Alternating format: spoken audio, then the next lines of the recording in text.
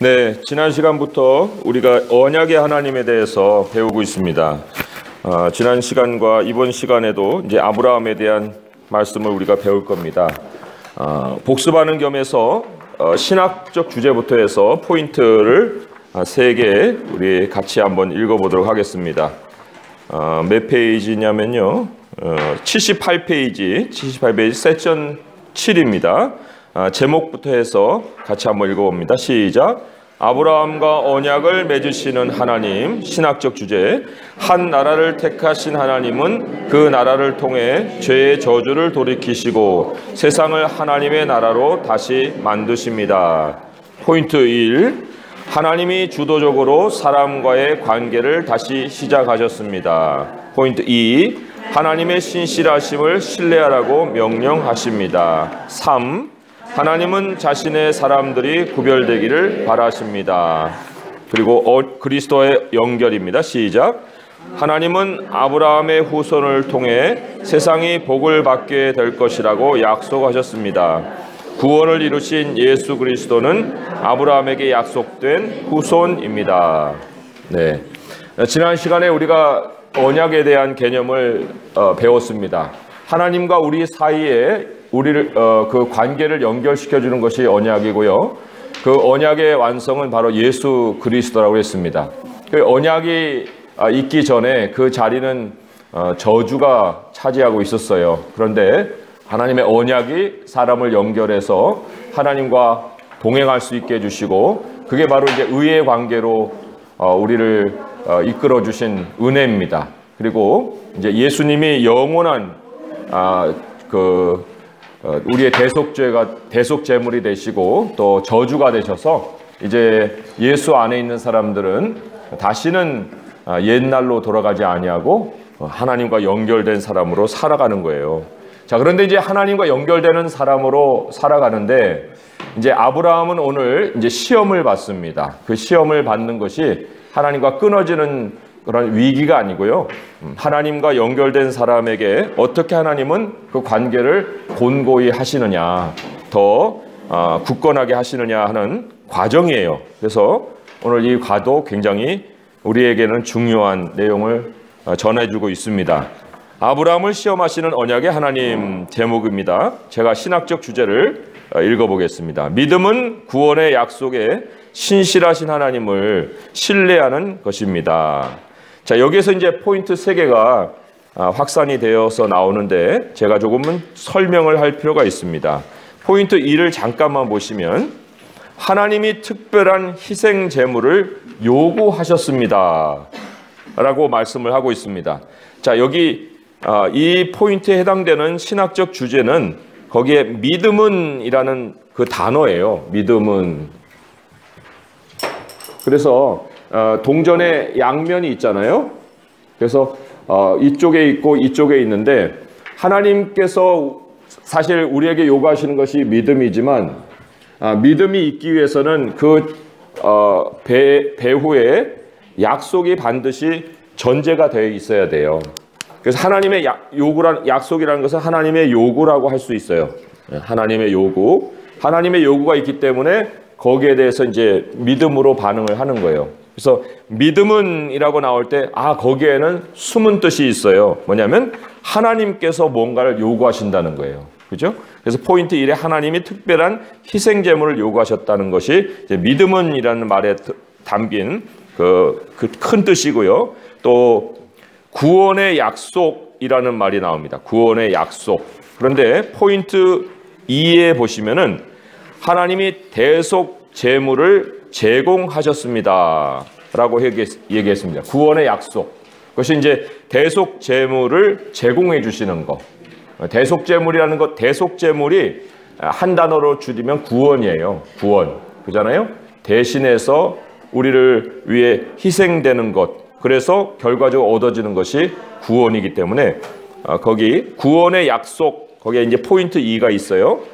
그리고 그 약속에 신실하신 하나님을 신뢰하는 것입니다 했는데 그 3번 포인트를 보시면 하나님의 공급하심을 신뢰하라고 하십니다. 그래서 포인트 3까지 다 포함하는 신학적 주제가 오늘 그 88페이지에 나오는 한 문장입니다. 우리 함께 그런 개념을 좀 머릿속에 두고 읽어보도록 하겠습니다. 시작. 믿음은 구원의 약속에 신실하신 하나님을 신뢰하는 것입니다. 자, 제가 이제 도입을 읽어볼게요. 미국인을 대상으로 실시한 천국에 대한 인식 조사 결과 67%의 응답자가 천국을 믿는다라고 대답했습니다. 그런데 대다수의 응답자들이 천국에 가기 위해서 착한 사람이 되어야 한다고 답했습니다. 사실 이것은 그리 놀랄만한 결과는 아닙니다. 왜냐하면 대중문화가 계속해서 선한 행실과 노력으로 하나님께 도달할 수 있다고 전파하기 때문입니다. 그러나 그리스도인은 그렇지 않다는 것을 압니다. 성경은 일관되게 구원은 오직 은혜로, 오직 믿음으로 이루어진다고 가르칩니다. 행위에서 난 것이 아니니 이는 누구든지 자랑하지 못하게 함이라. 에베소서 2장 9절. 그러므로 사람이 의롭다 하심을 얻는 것은 율법의 행위에 있지 않고 믿음으로 되는 줄 우리가 인정하노라. 로마서 3장 28절. 신약 성경은 우리가 믿음으로 구원받는 것이지 행위로 받는 것이 아니라고 분명히 밝힙니다. 그러나 신약 성경 한편에서는 우리를 구원하는 믿음에는 행위가 수반되어야 한다고 말합니다. 야고보는 진정한 믿음, 구원을 얻는 믿음은 순종으로 진정성을 나타내 보인다고 했습니다. 구원에 이르는 믿음은 그 믿음으로 말미암은 행위로 그것이 참 믿음임을 드러냅니다. 자, 이 질문을 통해서 우리 도입에 대한 내용을 좀 살펴보겠습니다. 그리스도인이 되는 것은 착한 사람이 되는 것이냐고 묻는 사람에게 어떻게 대답하겠습니까? 조금 생각을 해볼 필요가 있죠? 착한 사람이 되는 거냐, 그리스도인이 되는 것. 우리가 여기 앞에 여러 가지 이제 그 말씀을 지목해 볼 수 있지만 오직 은혜, 오직 믿음이라는 단어를 우리가 만났어요. 두 번째 문단에 오직 은혜, 오직 믿음. 이제 믿음이라는 게 반응이잖아요. 반응으로만 기독교를 우리가 접할 수가 있지 스스로가 기독교를 깨달을 수 있는 것은 아니에요. 그러니까 그리스도인이 되기 전에 기독교를 이해할 수는 없어요. 기독교를 안다고 다들 얘기는 하지만 그러나 기독교의 그 정수를 깨닫고 있는 사람은 있을 수가 없다. 왜냐하면 오직 믿음이라고 했는데 오직 믿음이라는 것은 하나님이 먼저 다가오셔서 우리 안에 그 가질 수 있는 선물인데 하나님이 다가오지도 않았는데 내가 기독교를 알 수 있다라고 얘기할 수 있을까요? 없잖아요. 그러니까 그리스도인이 되는 것은 착한 사람이 되는 것이냐? 사실 그것은 그리스도인이 되고 난 후에 그 모습이라고 할 수가 있죠. 우리가 물론 착한이라는 것에 대한 정의를 다시 내리겠지만은 그리스도인이 되는 것은 착한 사람이 되는 것이냐라고 할 때 그것이 아니라 그리스도인이 되는 것은 하나님이 시작하시는 일이다. 그렇게 컨택 포인트를 우리가 먼저는 분명히 하고 그리고는 거기에 대한 응답을 해줄 필요가 있죠. 물론 우리 스스로가 좀 정리를 해보자 하면은 로마서 8장의 말씀으로 좀 찾아가 볼 필요가 있습니다. 로마서 8장 28절부터 30절까지의 말씀에 하나의 진행 과정이 나옵니다. 로마서 8장 28절부터 해서 30절까지 말씀 제가 한번 읽어볼게요. 거기에 우리가 하나님을 만나는 첫 번째 그 사건이 무언가 하는 것을 좀 주목해 보셔서 들으시기 바랍니다. 우리가 알거니와 하나님을 사랑하는 자 곧 그의 뜻대로 부르심을 입은 자들에게는 모든 것이 합력하여 선을 이루느니라.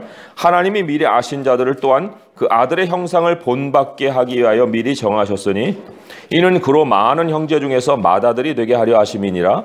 또 미리 정하신 그들을 또한 부르시고 부르신 그들을 또한 의롭다 하시고 의롭다 하신 그들을 또한 영화롭게 하셨느니라 그랬어요. 자, 미리 정하심. 이게 이제 우리 장로교에서 아주 유명한 예정이라는 단어예요. 그죠? 미리 정하심. 이 예정은 하나님의 영역에 있어요. 그래서 우리가 관여할 수 있는 상황이 아니죠. 그런데 이 예정이 실제로 우리의 것이 될 때 어떤 계기를 통해서 예정이 우리의 것으로 다가오냐면은 부르심이라는 거예요. 부르심. 이게 이제 콜링이죠. 그래서 아무개야 라고 부르시는 하나님의 소리를 듣는 거예요. 그의 전도라는 그 방식을 통해서 그 사람에게 찾아가는 거죠. 하나님의 소리, 하나님의 말씀이 그 사람의 삶의 문을 두드리는 거예요. 꽝꽝꽝꽝 두드리죠. 그래서 정하신 그들을 부르신 다음에 이제 그 사람이 믿음으로 반응을 하잖아요. 믿음으로 반응하면 하나님과 어떻게 됩니까? 연결이 되잖아요. 그죠? 의롭다 하시고, 의롭다 하신 그들을 또한 어떻게 한다고요? 영화롭게. 맨 마지막에는 하나님께서 하나님의 영광을 다 그 사람과 나눠 갖게 하시는 그러한 현실이 이제 우리 죽음 이후에 펼쳐지는 거죠. 이것이 하나의 그 과정이라면 컨택 포인트는 바로 부르심이에요. 이 부르심이 없이 어떻게 우리가 그리스도인이 될 수가 있는 거예요. 우리가 착한 사람이 된다고 해서 그리스도인이 될 수 있는 것은 아니거든요. 항상 그리고 이 예정이라고 할 때 우리가 보통 보면 하나님은 우리를 선택하셨다 라고만 생각하는 것에 예정의 생각을 우리가 고정시킵니다. 근데 성경은 하나님이 우리를 선택하셨다는 거에만 예정을 고정시키는 것이 아니라 오늘 로마서 8장 29절에 보시면은 그 아들의 형상을 본받게 하기 위하여 미리 정하신 거예요. 예정의 내용이 뭐냐면 예수 그리스도의 형상, 그것을 본받는 것이 예정되어 있는 거예요. 그리스도의 형상을 본받는 것을 우리는 뭐라고 하냐면 크리스천 라이프라고 하죠. 그리스도인의 삶. 그리스도인의 삶. 크리스천 라이프. 크리스천 라이프가 예정이 돼 있어요. 크리스천 라이프가 우리의 인생이 그리스도인으로서의 인생이 예정이 돼 있다는 거예요. 그러면 이것은 우리가 선택받은 백성으로서만 머물러 있는 것이 아니라 그 이후에 계속 진행되는 모든 삶까지도 하나님이 다 하나님의 뜻대로 그리스도의 형상을 닮아가도록 예정을 했다면 그러면은 믿음의 열매가 없을 수 있어요? 열매가 없을 수 없는 거예요. 야고보가 지금 얘기했잖아요. 믿음으로만 아니고 순종이 따라야 되고 거기에는 행위가 동반이 됩니다. 그 행위가 동반될 수밖에 없는 그 이유는 어디에서 나와요? 하나님의 예정에서 나오는 거예요. 그 예정으로 인해서 우리가 우리의 뜻에도 불구하고 하나님이 우리를 하나님의 뜻으로 몰아가시는 삶이 지속이 된다는 겁니다. 그 아브라함의 언약을 통해서 우리가 배우는 것이 시작에만 아브라함이 아니에요. 아브라함의 삶의 과정을 통해서도 우리는 거기에서 일하시는 하나님을 만날 수가 있는 거예요. 그래서 10년 전에 믿었을 때의 모습과 지금의 모습이 확연히 다를 수 있어야죠. 그리고 그것이 하나님이 우리를 부르심의 목적이고 또 그렇게 진행이 돼야 하는 거죠. 근데 10년 전이나 지금이나 아니면 앞으로 10년 후를 내다보거나 뭐 그게 그거고 뭐 거기서 거기면 그거는 하나님이 정하신 그러한 뜻과는 반대의 모습이다. 그래서 그들의 열매로 그들을 알리라 한 그 세례 요한의 예수님이 세례 요한을 통해서 쭉 말씀을 하시는 중에 그들의 열매로 그들을 알리라 하는 산상수의 말씀으로 이어지는 것도 바로 그러한 뜻에 집중이 돼 있어요. 포커스가 두어 있다는 거죠. 자, 그래서 그리스도인 되는 것은 착한 사람이 되는 것이냐? 그런 것이 아니다. 또 두 번째 질문도 좀 연결이 됩니다. 하나님께 나아가려면 하나님이 인정하실 만한 자격을 스스로 갖춰야 하는지 묻는 사람에게 어떻게 대답하겠습니까? 자, 하나님이 인정한다는 것이 의롭다함을 얻는 거예요. 그게 이제 하나님이 인정해 주시는 거잖아요. 그런데 의롭다함을 얻는 것이 스스로 자격을 갖추는 거예요? 그렇지가 않죠. 스스로 자격을 갖추는 것이 이제 법 질서에 아주 충실한 삶을 사는 거예요. 그죠? 그런데 지난 시간 거를 좀 복습하면은 법이 있지만 법이라는 것은 항상 우리가 부딪혀서 실패할 수밖에 없어요. 왜냐하면 완벽하게 우리가 지킬 수가 없기 때문에. 그런데 하나님은 여기에 계세요. 우리가 하나님께로 도달하는데 법이라는 것을 수단으로 삼아서 하나님께 나아가려다 보면은 완전하지 못해서 항상 꺾여요. 우리의 행위로는 안 되는 거예요. 하나님이 이 부분을 채워주셔야만 다리를 건너갈 수가 있어요. 이 부분에 하나님이 두시는 것이 바로 언약이라고 그랬잖아요.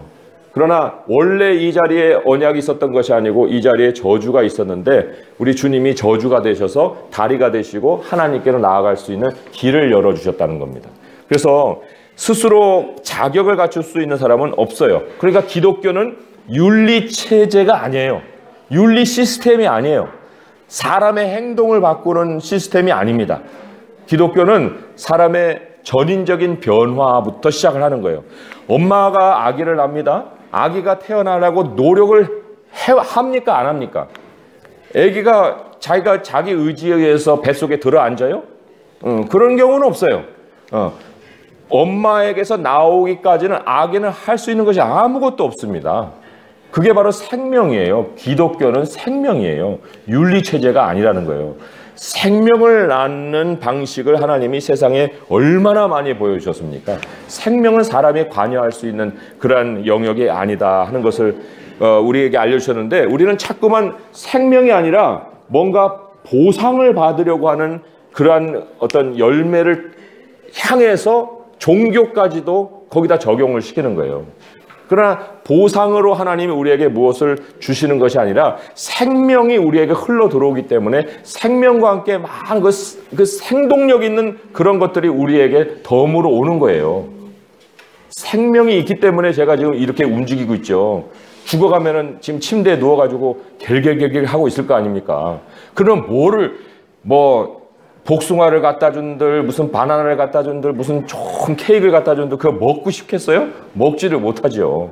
예. 그것은 하나님께서 제게 생명을 주셨을 때에만 그것을 누릴 수 있는 거지, 생명이 죽어가고 있는 사람에게는 아무런 그런 효과를 발휘를 못해요. 마찬가지로 우리가 생각할 때 이것이 있으면 좋겠다, 저것이 있으면 좋겠다는 많은 것들은 결국은 우리에게 있어서 어떤 것에 대한 보상 심리로 어떤 바라는 것일 수 있고, 그러나 하나님이 우리에게 원래 주신 것은 생명부터다. 그래서 선한 일이라는 것은 결국은 그리스도 안에서 시작되는 거예요. 착한 일이라는 것은 그리스도 안에서 시작되는 거예요. 그리스도 안이라는 것이 전제가 되지 않고서는 결단코 그 착한 일이라는 것 자체가 불가능하다 할 수 있습니다. 자, 그 선한 일에 대한 답으로 우리 스스로가 좀 말씀에서 답을 얻자면은 에베소서 말씀을 한번 보세요. 에베소서 2장의 말씀. 거기에 2장 8절에서 10절의 말씀 있습니다. 2장 8절에서 10절의 말씀 제가 한번 찾아서 읽어보겠습니다. 너희는 그 은혜에 의하여 믿음으로 말미암아 구원을 받았으니 이것은 너희에게 난 것이 아니요 하나님의 선물이라. 행위에서 난 것이 아니니 이는 누구든지 자랑하지 못하게 함이라. 우리는 그가 만드신 바라 그리스도 예수 안에서 그리스도 예수 안에서 선한 일을 위하여 지으심을 받은 자니 이 일은 하나님이 전에 예비하사 우리로 그 가운데서 행하게 하려 하심이니라. 그리스도 예수 안에서 선한 일을 위하여 지으심 받은 사람. 선한 일 다시 정리합니다. 무슨 일이라고 그랬어요? 선한 일, 착한 일, 어떤 일이에요? 하나님의 영광과 하나님의 모습 혹은 하나님의 신성을 나타내는 일이라고 했죠. 예. 이걸 너무 어렵게 생각하지 마시고 우리가 어떤 것에 대해서 내 자신을 내세우지 않고 하나님이 하십니다 하고 설명을 붙이는 것만으로도 얼마든지 착한 일을 뚜렷하게 구별되게 할 수가 있어요. 어떤 분에게 10,000원을 줘서 국밥을 사줘서 그분이 나에게 고마움을 표시할 수도 있고 고맙습니다. 그거 고마워하실 것이 없어요. 하나님이 형제님을 사랑하십니다. 하나님이 모든 걸 제공해 주세요 하고 한마디를 더 붙이면은 그게 하나님의 영광과 모든 하나님의 모습을 드러내는 그런 일이 되는 거예요. 착한 일이 되는 거예요. 이 착한 일에 대해서 우리 자신의 삶 자체가 목적이에요. 여기 선한 일을 위해서 지으심을 받았다고 말씀을 했는데 거기만 있는 것이 아니고 지금 제가 연결해서 한번 찾아볼 수 있는 말씀이 디도서 말씀을 한번 보세요. 디도서 말씀을 보시면은 거기에도 우리가 디도서 2장 14절의 말씀을 보세요. 디도서 2장 14절의 말씀을 보시면은 그가 우리를 대신하여 자신을 주심은 모든 불법에서 우리를 속량하시고 우리를 깨끗하게 하사 선한 일을 열심히 하는 자기 백성이 되게 하려 하심이라. 선한 일을 열심히 하는 자기 백성. 옛날 개역 성경에는 친백성이라고 나와요.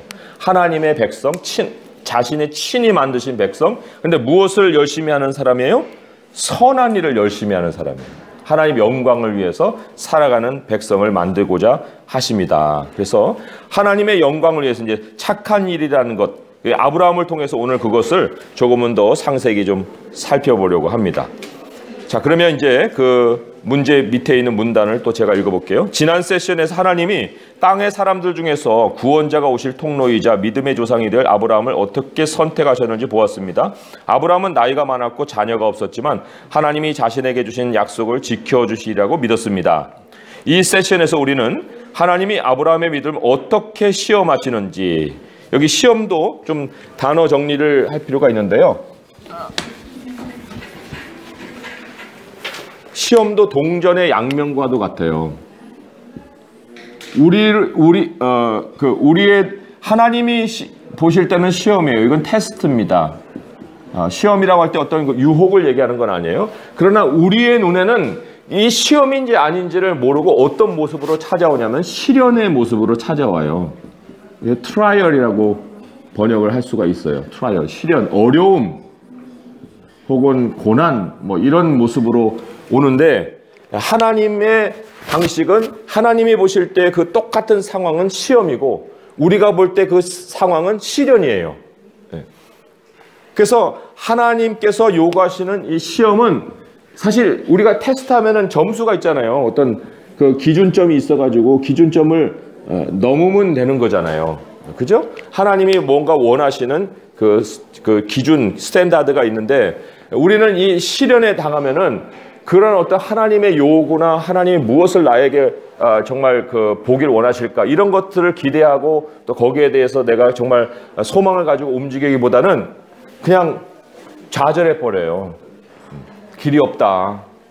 왜 나에게 인생이 끝이냐. 뭐 이런 식의 어떤 생각 속에 막 내 자신이 더 그냥 구렁텅이에 빠질 때가 많거든요. 근데 우리 하나님의 백성에게 행하시는 모든 어려움은 다 테스트예요.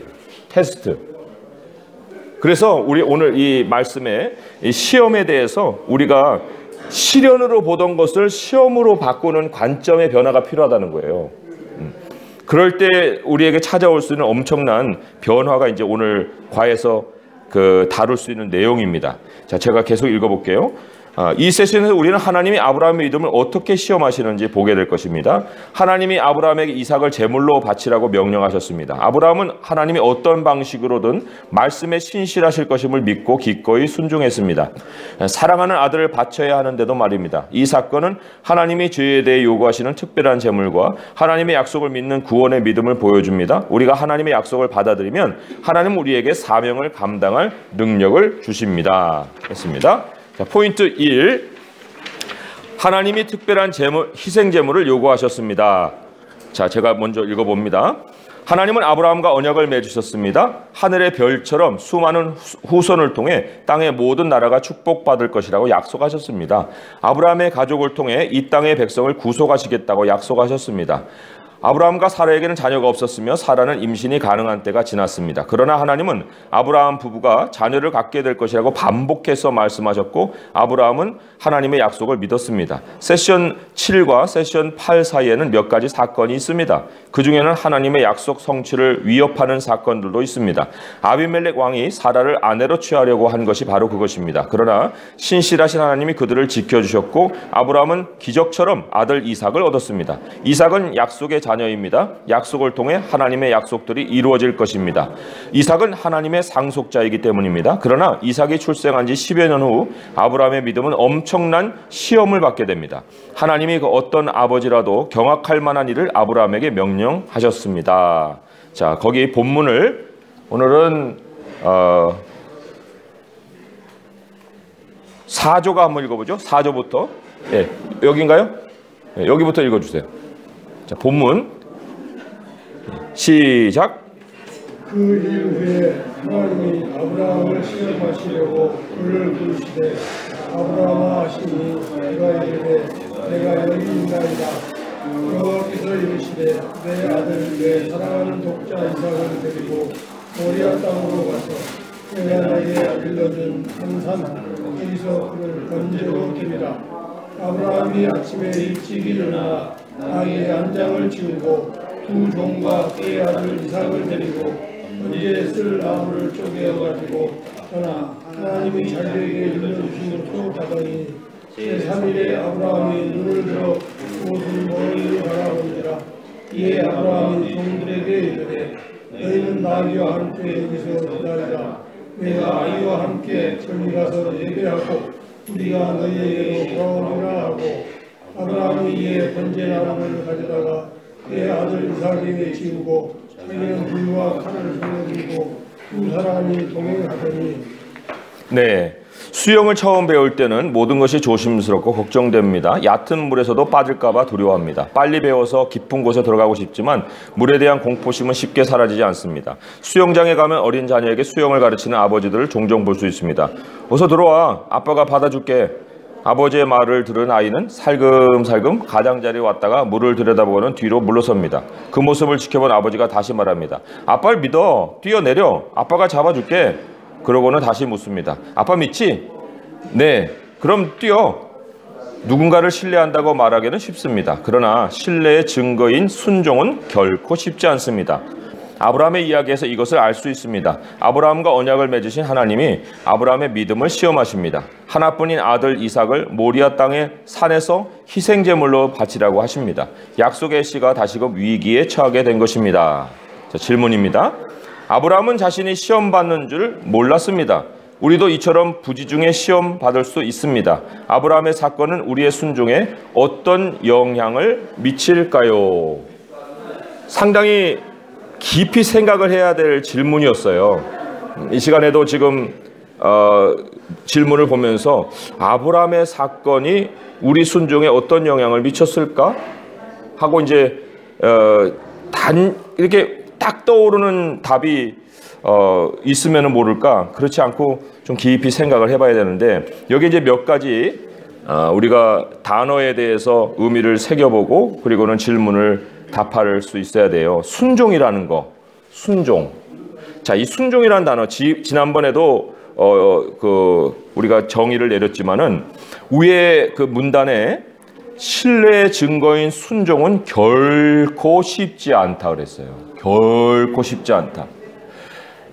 그래서 성경이 다루는 순종이라는 건 쉬운 상황에서 우리에게 생기는 것이 아니에요. 우리가 하나님께 순종해야죠. 그렇게 얘기를 하지만 사실 그때 우리가 사용하는 순종은 성경이 얘기하는 순종과 질적인 차이가 있어요. 이거 따라야죠. 동의합니다. 그런 정도라고 할까? 여기 성경이 얘기하는 순종과는 좀 다른 의미에서 우리가 가볍게 순종한다고 얘기를 한다는 거죠. 자, 여기 그래서 이 순종이 우리에게 요구될 때 찾아오는 상황은 굉장히 위기예요. 위기. 예. 얼마만큼의 위기냐면 정말 여기 이삭을 드리는 것은 하나님이 아브라함에게 고향을 떠나라 하고 명령하는 것 갖고는 전혀 질적인 차이예요. 아들을 죽여라? 이게 무슨 얘기예요? 아들을 죽이다니. 그거는 우리의 이성과 계산으로 생각할 수 없는, 합리성과는 전혀 딴 세상의 것을 하나님이 요구하시는데, 고난도 물론 우리가 일상으로 살아가는 모습은 아닐 수 있지요. 그런데 더군다나 생각조차도 이성과 합리를 벗어나는 생각을 해야 한다고 하면은 과연 우리가 생각하는 순종이 순종일까요? 우리의 순종은 합리성에서 나온다고 보면 하나님이 얘기하시는 순종은 절대로 이 세상의 법으로서 생각할 수 없는 것을 우리에게 요구하시는 것이에요.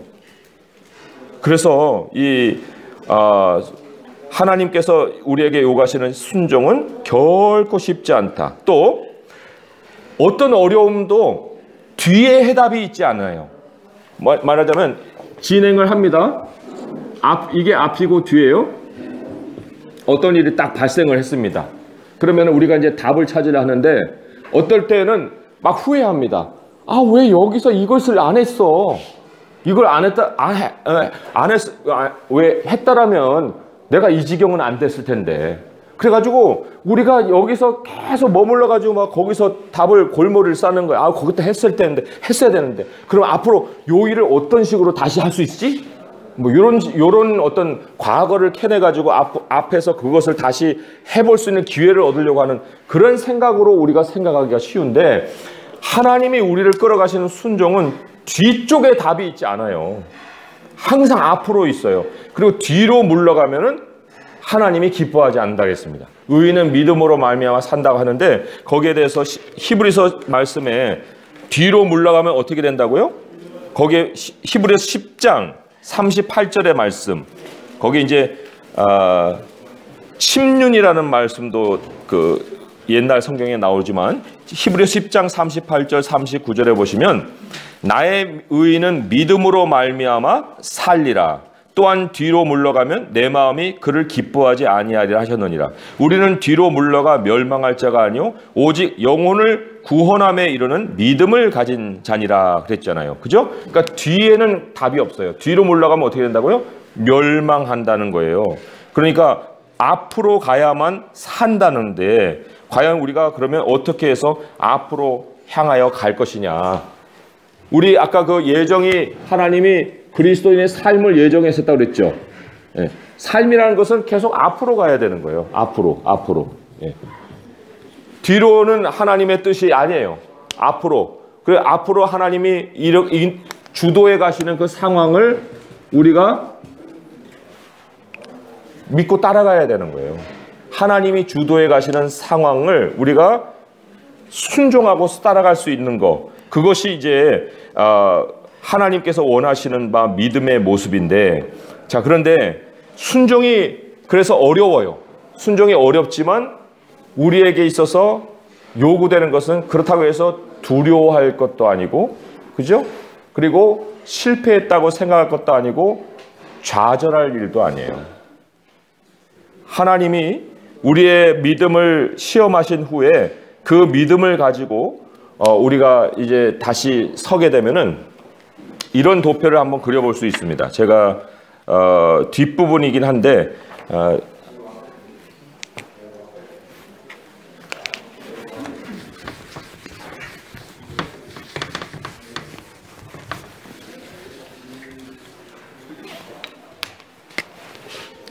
하나님의 약속이 있어요. 이 약속이지만 사실 이때는 어떤 아브라함에게는 명령으로 찾아오는 거죠. 내 아들을 바쳐라, 뭐 이런 약속이에요. 이거는 하나님으로부터 이제 내려오는 거예요. 하나님의 요구라고 할 수 있어요. 자, 그러면 하나님의 요구를 우리가 반응하는 것을 뭐라고 그랬죠? 믿음이라고 그랬어요. 믿음이라고 했어요. 자, 그런데 이 믿음에 우리가 약속에 대해서 믿음으로 반응을 하게 되면 하나님과 어떻게 됩니까? 연결이 되잖아요. 그죠? 연결이 되는 것이 의라고 그랬습니다. 그래서 의라는 것이 이제 한 번 연결되는 것으로 끝나는 것이 아니라 계속 지속해서 연결돼 가지고 하나님 앞에 가게 되면은 거기서 뭐를 만나겠어요? 완전한 하나님과의 일치되는 관계를 만나겠죠. 그래서 여기서는 우리에게 세워져 가는 의의를 하나님께서 우리 안에서 계속해서 일으키신다면, 그러니까 믿음이 커가는 거죠. 의의가 더 하나님과 친밀해지고 믿음이 더 커가던 중에 이 마지막에 가지고는 우리에게 하나님이 완전한 의의를 선물로 주시는 거예요. 하나님과 하나 되고 모든 사람들이 그리스도 안에서 하나 되는 거. 그래서 새 하늘과 새 땅에 가면 뭐를 만납니까?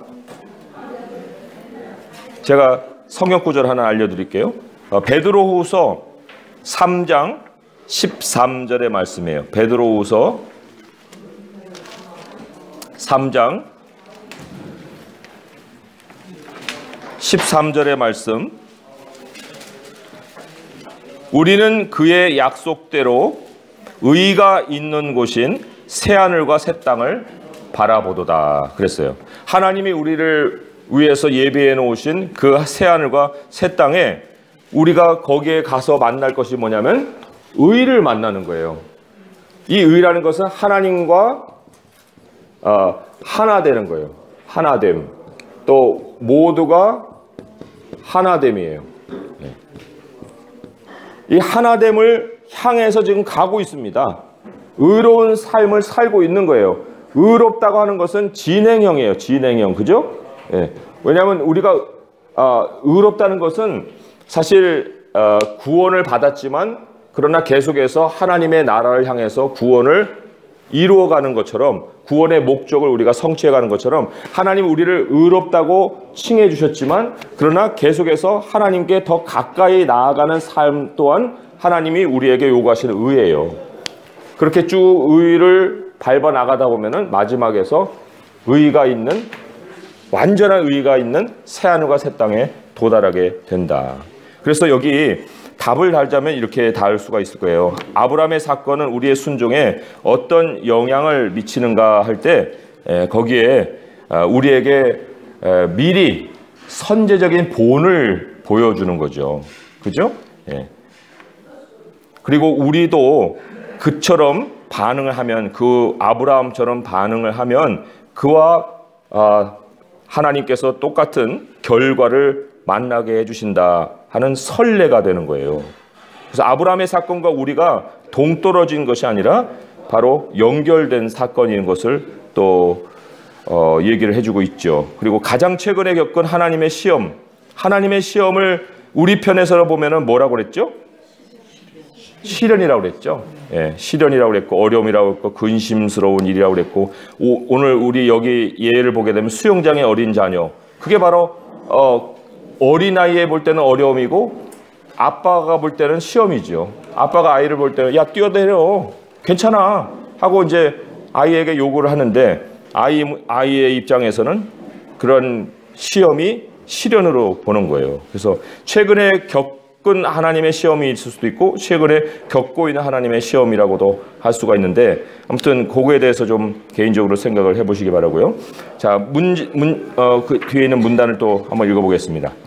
이삭을 제물로 바치라는 하나님의 명령은 아브라함의 가족뿐 아니라 인류 역사에 지대한 영향을 미칠 문제입니다. 오랜 기다림 끝에 사라에게서 얻은 아들과 헤어져야 한다는 것은 오히려 작은 문제입니다. 더 큰 문제는 하나님이 아브라함에게 별처럼 많은 후손을 약속하셨을 뿐 아니라 그의 후손이 세상을 회복시킬 것이라고 약속하셨다는 사실입니다. 만약 이대로 이삭이 죽는다면 하나님의 구원 약속도 그와 함께 죽고 말 것입니다. 아브라함에 대한 하나님의 시험은 인간이 그 뜻을 헤아릴 수 없는 시험이었습니다. 시험의 결과가 구원에 영향을 미치기 때문입니다.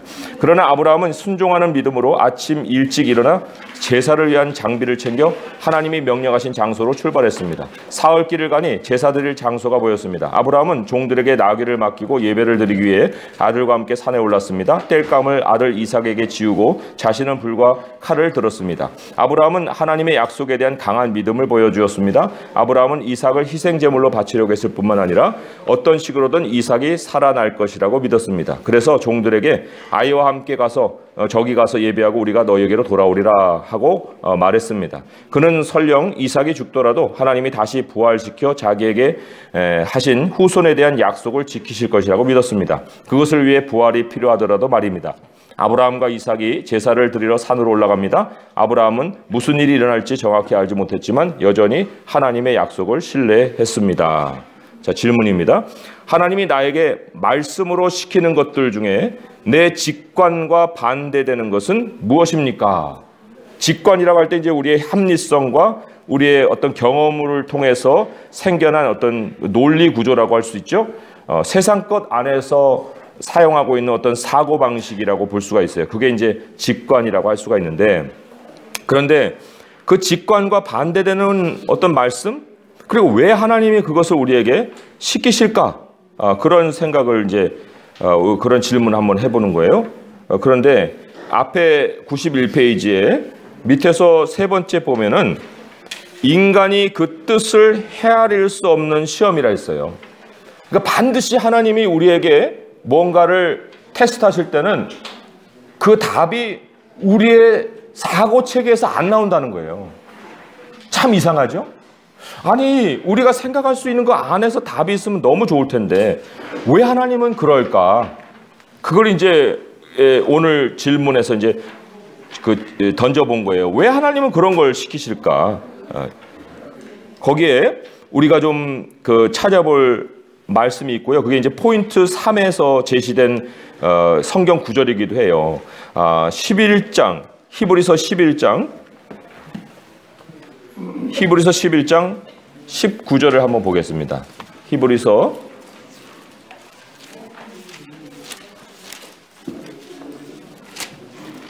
히브리서가 믿음을 많은 경우에 이제 가르치고 있는 책이기도 합니다. 히브리서 11장 19절에 보면 이런 말씀이 있어요. 그가 하나님이 능히 이삭을 죽은 자 가운데서 다시 살리실 줄로 생각한지라 비유컨대 그를 죽은 자 가운데서 도로 받은 것이니라. 여기 이제 생각이라는 말이 나오죠.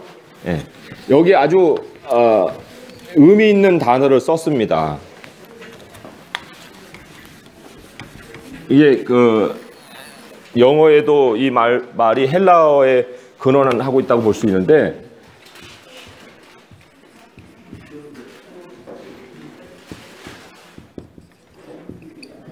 그대로 영어로 옮기자면 로기zo마이예요. 로기zo마이. 근데 로기zo라는 말이 이게 뭐냐면 로직이라는 말이 여기서 나오는 거예요. 로직이 뭐냐면 논리예요. 논리.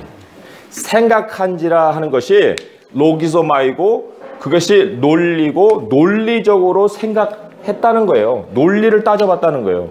아니 왜? 그러면 아브라함도 논리를 따졌네. 그럼 우리의 이성과 합리성에서 뭔가 답을 얻는 것은 그 왜 잘못이야? 그랬는데 아브라함 속에서 돌아가는 논리는 그 중심이 하나님이에요. 하나님. 여기 죽은 자를 살리시기도 할 거다. 여기 그렇게 나오잖아요. 19절에 그를 죽은 자 가운데 다시 살리실 줄로 생각했다. 죽은 자 가운데 다시 살리실 줄로 생각한 것이 우리가 흔히 얘기하는 논리예요? 그건 논리가 아니에요. 하나님이 행하실 그것을 그 사고 속에 집어넣었을 때 그때 비로소 논리가 되는 거예요. 우리의 모든 사고 구조가 하나님 중심일 때 그게 비로소 이제 논리가 되는 거예요. 세상은 하나님을 빼놓죠. 그러니까 항상 그 논리에 그 공백이 있어요. 뭐 진화론 속에도 그 공백이 있듯이 그 모든 사고가 끝까지 쭉 이어지지 않습니다. 여기서는 완벽한 것 같은데 여기다 대입하면 그것이 완벽해지지 않는. 그러나 모든 그 공백이 하나님으로 메워질 때 그게 바로 진짜 논리다 하는 거죠. 하나님의 부활이 결국은 우리들의 모든 사고의 중심에 있어야 된다. 다시 살리신다. 하나님이 약속하신 것에 대해서만큼은 분명히 하나님이 책임을 지신다는 거. 그게 하나님 사람이 생각해야 되는 사고방식의 중심에 있어야 된다. 그래서 여기에 우리가 질문으로 돌아오게 되면은 왜 하나님이 그런 것들을 시키실까요? 할 때 그 배후에는 우리의 사고의 체계를 깨시는 거예요. 하나님 방식의 생각으로 우리의 생각이 돌아갈 수 있게끔 지각을 훈련시키시는 거예요. 그래서 사람이 그 뜻을 헤아릴 수 없는 시험을 통해서 하나님은 하나님의 생각을 가르치기 때문에 그래서 순종이 우리가 생각할 수 있는 그런 형편 정도에서 따라가는 것이 아니라는 겁니다. 성경이 얘기하는 순종을 거치잖아요. 그러면 우리에게서 전혀 옛날에는 가지지 못했던 사고체계가 자리를 잡아요. 그 이상으로 계속 믿음에서 믿음으로 갈 수 있도록 하나님이 우리에게 선물을 주시는 거예요.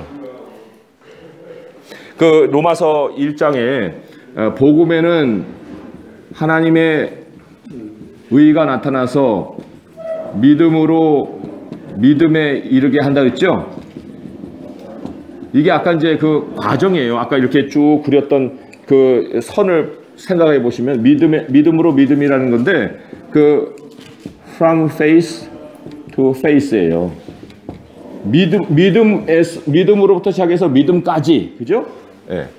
그러니까 처음도 믿음이고 마지막도 믿음이에요. 그러면 모든 시작은 하나님의 약속으로 시작해서 약속으로 끝나는 거예요. 약속에 대한 반응으로 시작해서 약속에 대한 반응으로 끝나는 거예요. 그래서 우리가 마지막에 만나는 것이 의가 있는 그 모습을 만난다는 거잖아요. 그러니까 하나님과 연결되지 않으면 어떠한 삶에 대한 그 답도 우리가 얻을 수가 없는 것. 그래서 우리의 직관과 반대되는 그런 하나님의 명령이 우리에게 임할 때마다 아, 여기에 바로 내가 가지고 있는 사고의 한계가 있구나. 그 다음을 하나님은 넘어가게 하시려 하는구나. 하나님을 신뢰하는 그 삶의 모습으로 우리를 변화시켜 가려 하시는구나. 그렇게 볼 수 있어야 됩니다. 자, 포인트 2입니다. 하나님이 대속제물을 제공하셨습니다. 본문을 그 다음 좀 읽어주세요.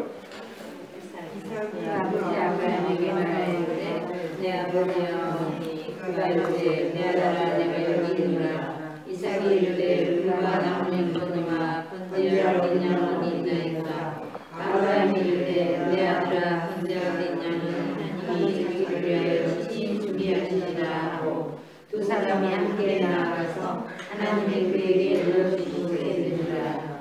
이에 아브라함이 그곳에 제단을 쌓고 나무를 불러놓고 그의 아들 이삭을 결박하여 제단 나무 위에 놓고 손을 내밀어 칼을 잡고 그 아들을 잡으려 하니 여호와의 사자가 하늘에서부터 그를 불러 이르시되 아브라함아 아브라함아 하시는다.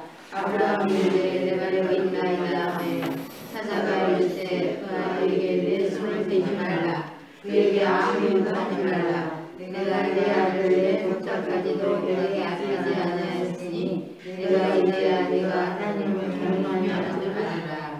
아브라함이 눈을 들어 살펴본즉 한 순양이 뒤에 있는데 뿔이 수풀에 걸려 있는지라.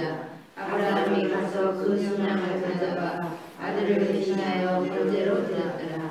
아브라함이 그 땅 이름을 여호와 이레라 하였으므로 오늘날까지 사람들이 이르기를 여호와의 산에서 준비되리라 하더라. 아멘.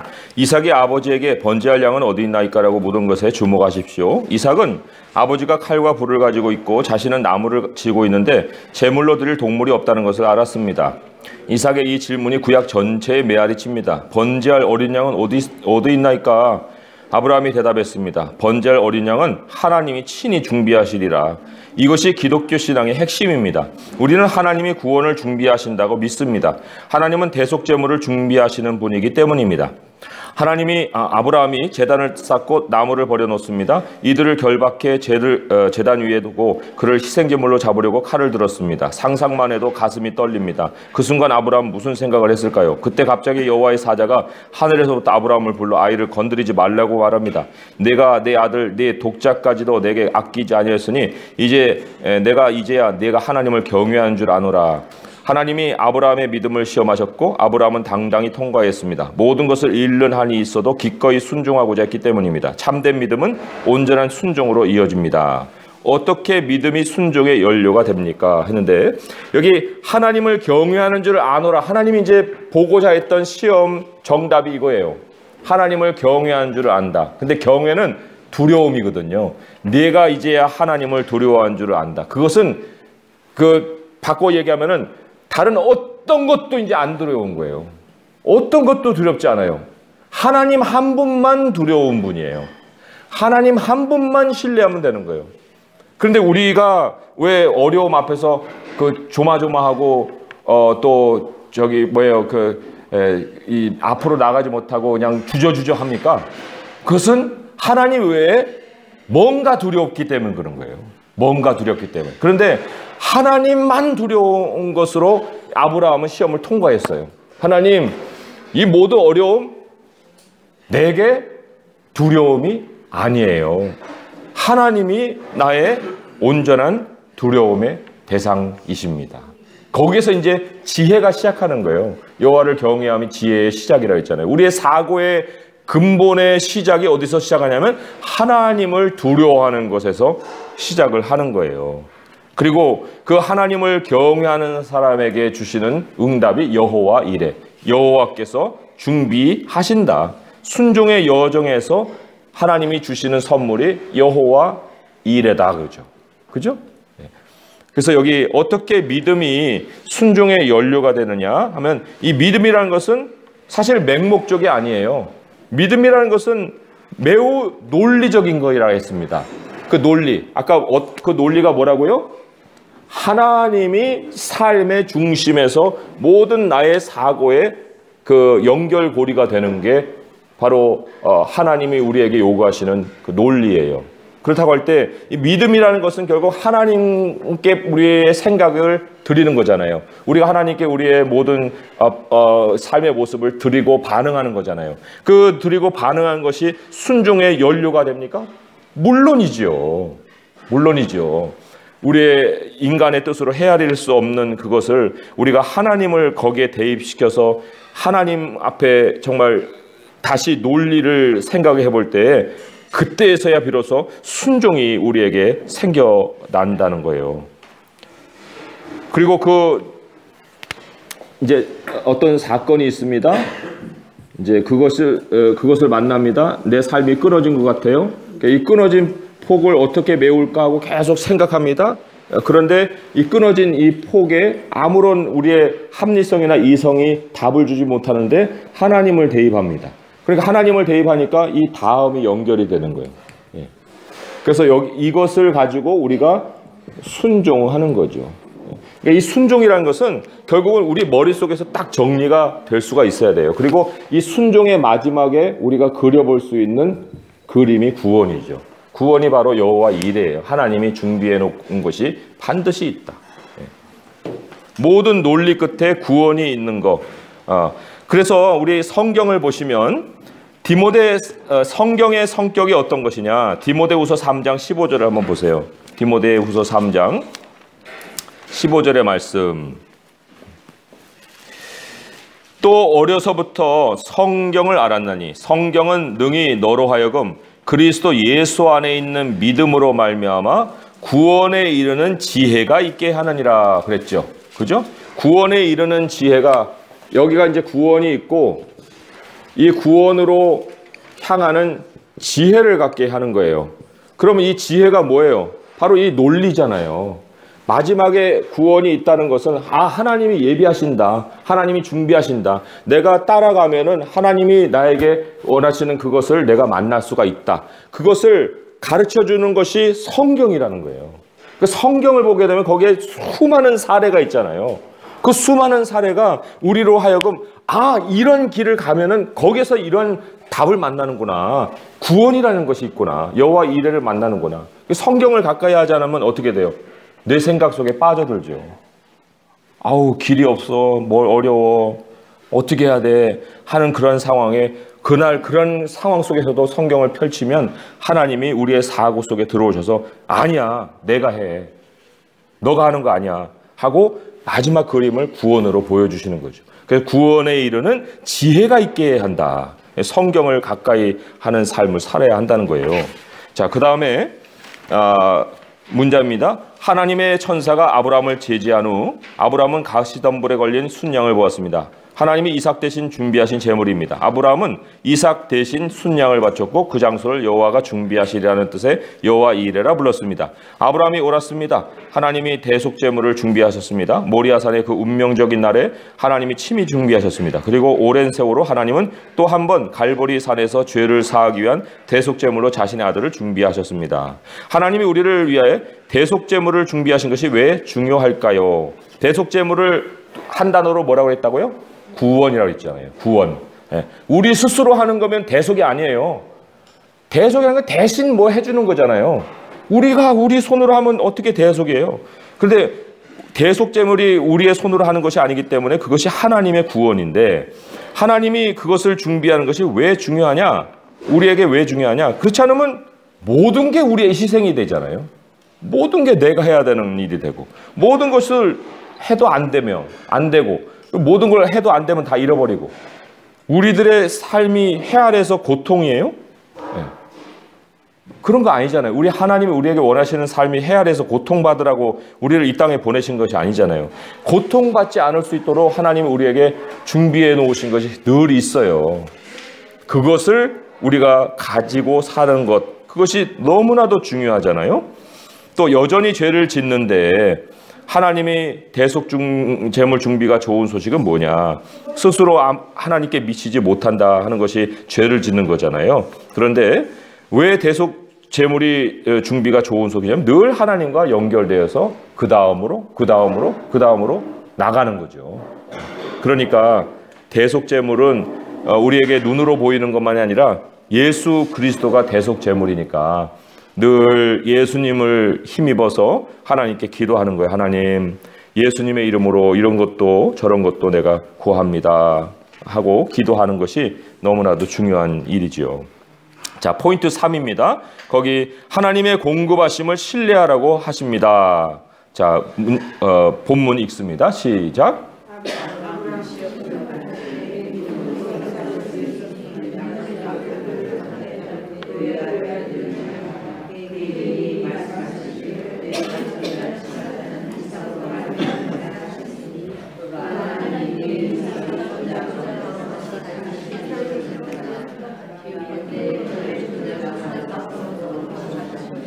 네, 아브라함은 그의 후손, 즉 상속자가 세상을 회복시킬 것이라는 약속을 받았습니다. 그는 하나님의 약속을 바라보며 이삭을 제물로 바치라는 하나님의 명령을 수행했습니다. 아브라함은 하나님이 사라의 죽은 태에서 생명을 주셨듯이 이삭을 무덤에서 일으킬 수 있다고 믿었습니다. 하나님이 사라의 죽은 태로부터 생명을 주셨던 사건이 아브라함의 믿음이 시험당할 때 어떤 영향을 미쳤다고 생각합니까? 이것이 이제 믿음이 자라가는 어떤 방식이라고 볼 수 있어요. 아까 로마서 믿음으로 믿음에 이르게 하나니. 그러니까 믿음은 진행형이에요. 믿음은 항상 어떤 자리에 딱 서서 완성되는 것이 아니에요. 그러니까 여기 아브라함 스스로의 과거가 아브라함의 현재 삶의 본이 되는 거예요. 그리고 지금 그것을 겪고 나면은 그 미래의 어떤 순간을 맞이할 때 옛날에 1, 2, 3 사건이 다 합력해서 또다시 거기에 대한 힘을 더 보태주는 거겠죠. 그러니까 이 성경을 아는 거, 물론 아브라함은 이제 그 당시 하나님이 주신 계시를 가지고 하나씩 진행해 갔지만은 우리가 성경을 아는 것이 얼마나 중요한가, 그것이 우리 삶에 미치는 영향이 얼마나 큰가 하는 것도 바로 이 아브라함의 믿음을 우리 하나님이 정말 시험하실 때 하나씩 둘씩 본토를 떠나라 했던 때가 있었고 또 아들을 바치라 했던 때가 있었던 것처럼 과거의 삶이 현재 삶의 본이 되는 것. 그래서 과거의 삶을 잔뜩 기록해 주신 것이 뭐예요? 성경이잖아요. 그 성경이 굉장한 믿음에 영향을 미치는 거죠. 그죠? 다음, 부활에 대한 믿음이 우리의 순종에 어떤 영향을 미치겠습니까? 할 때 하나님의 복음의 정말 진수라고 하면은 그건 부활이에요. 부활. 그 사도행전에 제자들이 다시 정말 거듭나고 성령을 받아서 전할 때 그 핵심의 주제를 얘기하면 그건 부활이에요. 예수님 부활하셨다는 거예요. 돌아가신 게 아니고 부활하셨다. 그걸 가지고 막 열심히 열정적으로 그 전파를 했습니다. 바울도 마찬가지고.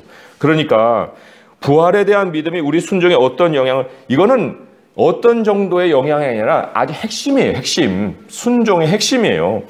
우리를 포기하지 않게 하는 거예요. 낙담하거나 좌절하거나 원망하거나 불평하거나 그런 것이 아니라 7번 넘어져도 다시 일어난다는 그 확신을 주는 것이 바로 예수님의 부활 사건이거든요. 잠언 24장 16절이 바로 의인은 7번 넘어져도 다시 일어난다는 그 부활의 약속을 얘기를 하고 있습니다. 우리 성도님들 절대로 실패하지 않습니다. 우리 성도님들의 삶은 결과적으로는 하나님이 인도하시는 그 끝을 향해 가는 것이지 여기서 끝나는 인생이 없어요. 하나님이 맡기신 사명을 다 감당을 하시는 거죠. 거기 빈칸을 좀 보겠습니다. 아브라함의 이야기와 예수 그리스도의 복음에는 상당한 유사성이 있어요. 이삭도 그렇고 예수님도 있는데 한참 고민을 했습니다. 제가 여기다 뭘 넣어야 되지? 근데 아브라함의 약속된 유일한 아들, 하나님의 유일한 아들 독생자, 그렇게 넣으니까 좀 산뜻해졌어요. 그 다음에 희생제물이 되었고 자신도 자원했는데 예수님도 희생제물이 되었고 자신도 자원했다. 희생제물을 위한 나무를 운반했고 희생제물이 되기 위한 십자가를 운반했죠. 그리고 창세기 22장의 말씀을 읽어보면 여호와의 산에서 준비되리라. 이제 하나님이 대속제물을 준비하셨다는 것이 여호와의 산에서 준비되리라. 그리고 요한복음 1장 29절에 보면 하나님의 어린 양이로다, 그런 말이 나와요. 그래서 하나님이 대속제물을 준비하셨다. 그렇죠? 그다음에 맨 마지막에는 이삭은 그렇지만 실제로 죽은 거 아니에요. 비유적으로 죽음에서 살아났어요. 그런데 예수님은 정말 육체적으로 죽음에서 살아나신 거예요. 실제적으로 죽음에서 살아나셨다는 거죠. 그런 유사성을 우리가 발견해 볼 수 있습니다. 자, 앞으로 살펴보겠지만 죄악된 인간이 거룩하신 하나님과 올바른 관계를 갖기 위해서는 희생제물이 필요합니다.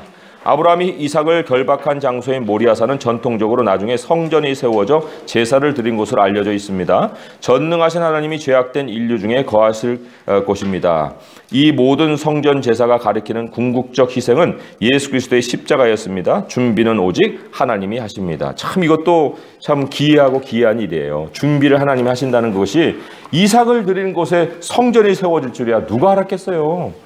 역대하 3장 1절에 보게 되면 솔로몬이 이제 성전을 세우는데 그 성전 터가 바로 모리아 산이에요. 모리아 산. 역대하 3장 1절 제가 찾아서 읽어볼게요. 거기에 보면 이런 말씀이 있죠. 솔로몬이 예루살렘 모리아 산에 여호와의 전 건축하기를 시작하니라. 그러니까 하나님이 참 순교자의 피를 통해서 그 교회를 세우시는 듯이 우리나라도 수많은 그 복음 전한 사람들이 와서 씨를 뿌려서 우리의 모습을 예비하셨잖아요. 마찬가지로 이 이삭을 정말 희생제물로 드리려 했던 믿음의 장소였던 그 모리아 그 산, 모리아 땅의 그 한 산에서 드려진 그 희생의 모습이 바로 성전을 짓는 터가 됐다는 거. 그래서 이게 참 하나님의 기이하고 놀라운 일이죠. 질문 읽어봅니다. 인간이 스스로 속지 않은 방법에는 어떤 것들이 있습니까? 그거는 없다. 없다가 답이죠. 희생제물마저도 하나님이 제시하는 거예요. 희생제물마저도. 율법의 희생제물도 하나님이 제시하셨지 사람이 들고 가서 피를 흘리는 거 아니거든요. 또 하나님의 예비하심을 신뢰하는 것이 중요한 이유는 뭐예요? 하나님의 예비하심을 신뢰하는 게 중요한 이유는 그렇죠. 모든 일의 완성은 하나님의 예비하심으로 말미암기 때문에 그래요. 모든 일의 완성은 하나님의 예비하심으로 말미암는다. 그래서 궁극적인 곳에 하나님의 예비하심이 없고 우리가 있으면 그거는 100% 실패예요. 제자리 걸음이죠. 자, 결론을 읽어볼게요. 대속의 제물과 죽은 자를 살리신 하나님의 능력에 대한 아브라함의 믿음은 우리에게 모범이 됩니다. 제사와 부활을 신뢰하는 이 패턴은 신약이 말하는 구원에 이르는 믿음의 패러다임입니다. 우리는 예수님의 죽음과 무덤에 대한 승리를 믿어야 합니다. 믿음은 우리가 하나님께 순종하기 위해 위대한 일을 시도하게 하는 수단이 되기도 합니다. 여기에 우리가 하나님께 순종하기 위해라는 것을 좀 빼보세요 한번. 그러면 이거는 백전백패예요. 믿음은 위대한 일을 시도하게 하는 수단이 되기도 합니다. 이럴 수가 없어요. 그게 믿음이 아니에요. 그런데 중간에 우리가 하나님께 순종하기 위해라는 말이 들어감으로 인해서 이 믿음은 참 믿음이 되는 거예요. 왜냐하면 하나님의 요구가 전제가 돼 있고 하나님의 약속이 돼 있고 구원을 바라보고 예비된 것이 준비되어 있기 때문에 우리가 하나님께 순종하기 위해서라면 그 믿음은 위대한 일을 시작하게 하는 수단이 된다. 그러나 이제 확인할 것은 정말 그래서 우리는 하나님의 요구를 받았느냐, 하나님의 약속을 가졌느냐, 그게 이제 중요하겠죠. 예를 들어 어려운 지역에서 대위임령을 수행하는 중에 목숨을 잃을 수도 있습니다. 그러나 우리가 명령을 수행하는 중에 목숨을 잃더라도 하나님의 사명은 이루어질 것입니다. 죽음을 이기는 능력의 왕이 우리와 함께 하시기 때문입니다. 자, 그리스도와의 연결 함께 읽어보겠습니다. 시작. 구약 전체에 메아리쳐 올리는 번제할 어린 양은 어디 있나이까? 라는 이삭의 질문은 신약 서두에서 세례 요한이 예수님을 향해 보라 세상죄를 지고 가는 하나님의 어린 양이로다 라고 선포할 때에 응답됩니다. 자, 그 옆에 있는 질문 이제 조별로 나뉘어서요 10분에서 15분 정도 진행상을 봐서 시간을 드리고 모이겠습니다.